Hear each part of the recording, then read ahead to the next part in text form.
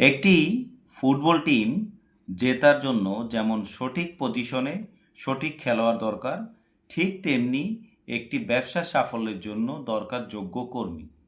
আর এই যোগ্য মানুষ খুঁজে বের করার নামই হলো কর্মী সংস্থান বা স্টাফিং। কর্মী সংস্থান কেবল নিয়োগ নয়, এটি একটি ধারাবাহিক প্রক্রিয়া। এর প্রথম ধাপ হলো পরিকল্পনা, অর্থাৎ আপনার প্রতিষ্ঠানে কতজন কর্মী লাগবে তা আগে থেকে ঠিক করা। এরপর আসে কর্মী সংগ্রহ, যেখানে বিজ্ঞাপন দিয়ে আগ্রহ প্রার্থীদের আবেদন করতে উৎসাহিত করা হয়। আবেদনকারীদের মধ্য থেকে সেরা জনকে বেছে নেওয়াই হলো কর্মী নির্বাচন। এরপর তাকে নিয়োগ দিয়ে সঠিক কাজে বসানো হয়, যাকে আমরা বলি পদায়ন।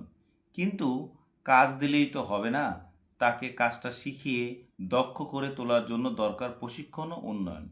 সহজ কথায়, সঠিক পদে সঠিক সময়ে সঠিক ব্যক্তিকে খুঁজে বের করে তাকে দক্ষ করে তোলাই হলো কর্মী সংস্থানের মূল লক্ষ্য। দক্ষ কর্মী মানেই কিন্তু প্রতিষ্ঠানের অর্ধেক সফলতা নিশ্চিত। ভিডিওটি ভালো লাগলে লাইক ও শেয়ার করুন।